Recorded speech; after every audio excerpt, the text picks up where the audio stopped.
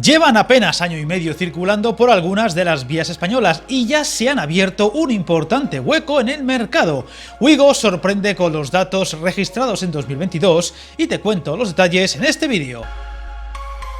Cuando llegaron fueron algo así como el bicho raro, la novedad. Muchas dudas había sobre su viabilidad en el mercado de la alta velocidad española, una marca francesa de bajo coste y con trenes de 2 pisos. Sin embargo, su acertada apuesta por un viajero más joven y su marketing han logrado el milagro, consiguiendo un porcentaje sorprendente en la ruta Madrid-Barcelona, robándole no solo una buena porción del pastel a Renfe, sino destacando muy notablemente sobre su verdadera competencia directa, Ablo. Estos días se han dado a conocer que la cuota de mercado de Wigo alcanzó el 29% en el corredor de alta velocidad entre Madrid y Barcelona. Datos concretos en el tercer trimestre del año, 6 puntos más que en los 3 meses anteriores, una cifra impulsada por el aumento en 2 circulaciones diarias de sus trenes durante el verano y el mayor uso de los trenes de doble composición, muy habituales en los servicios de esta marca low cost de la SNCF, la empresa pública francesa. Unos datos ya de por sí muy potentes, pero más aún si los comparamos con su gran rival, Ablo, a la cual sorprendentemente duplica, a pesar de que Ablo, la marca de bajo coste de Renfe, da servicios a más ciudades de la ruta, como Lleida o Calatayud, cosa que no hace Wigo. De esta forma, Ablo mantuvo una cuota en dicho tercer trimestre sin cambios, en el 14%, datos de la Comisión Nacional de los Mercados y la Competencia.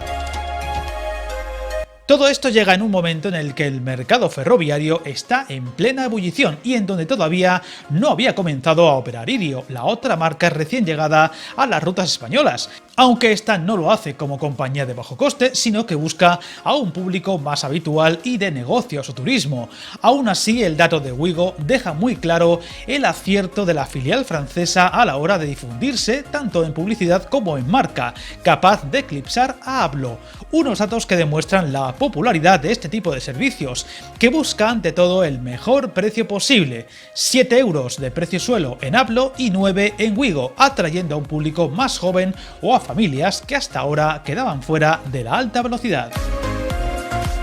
El aumento del bajo coste hizo que los AVE de Renfe perdieran cuota de mercado hasta representar el 57% de todos los viajes efectuados entre la capital de España y la ciudad condal, la única ruta donde en esa fecha operaban las 3 marcas de forma sentada, pues la Madrid-Valencia todavía no tenía dichos servicios operando al 100%, recordando que el transporte ferroviario de viajeros está abierto a la competencia solo desde diciembre de 2020, pero que no fue hasta mayo de 2021 cuando Wigo comenzó a operar en la línea de alta velocidad Madrid-Barcelona. Un mes más tarde, Renfe lo hizo lanzando su servicio Ablo en ese mismo corredor, y ya en octubre de 2022 tuvo lugar la entrada de Wigo en el corredor Madrid-Valencia.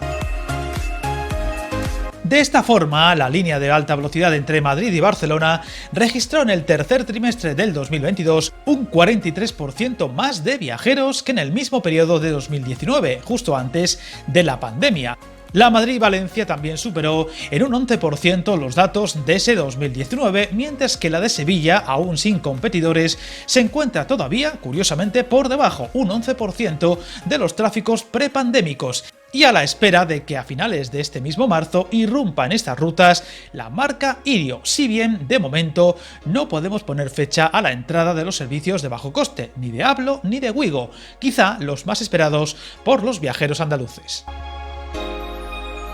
Otro informe que se ha destacado es que la gratuidad de los billetes de cercanías y media distancia convencional que presta Renfe con obligación de servicio público y el descuento del 50% en los abonos a van tuvo un efecto muy positivo en los resultados de ese trimestre, pese a haber entrado en vigor el 1 de septiembre pasado, operando por tanto solo un mes de dicho trimestre. De esta forma, los servicios de cercanías retrocedieron entre julio y septiembre menos de lo que suelen hacerlo habitualmente en este trimestre de cada año, debido a las vacaciones veraniegas. Las cercanías siguen concentrando el mayor número de viajeros, un 83% del total del modo ferroviario. Los servicios comerciales, a pesar de no beneficiarse de los descuentos, registraron también resultados positivos. De esta forma, la larga distancia convencional, es decir, la de no alta velocidad, tuvo casi un 12% más de viajeros que en el trimestre anterior, aunque sin alcanzar aún los niveles prepandemia. En cuanto a los datos de trenes de larga distancia en alta velocidad, se registró un 1,6% más de viajeros, superando datos previos a la crisis sanitaria del 2020 gracias a una buena campaña veraniega.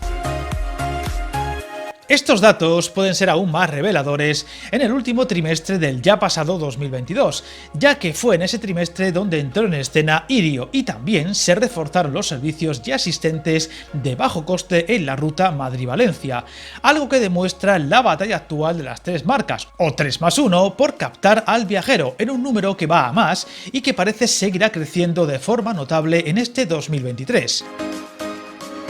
Renfe, no obstante, deberá valorar qué está ocurriendo con Ablo y sus diferencias con respecto a Ouigo, que básicamente les está comiendo la tostada. Quizá una publicidad o marketing mejorables, quizá detalles a corregir en la web o en la app, pero lo cierto es que al menos por el momento su batalla en el mercado low cost la está perdiendo de forma notable y todo hace pensar que más pronto que tarde deberá tomar decisiones y cambiar detalles para llegar más a ese viajero potencial, por lo que habrá que estar muy atentos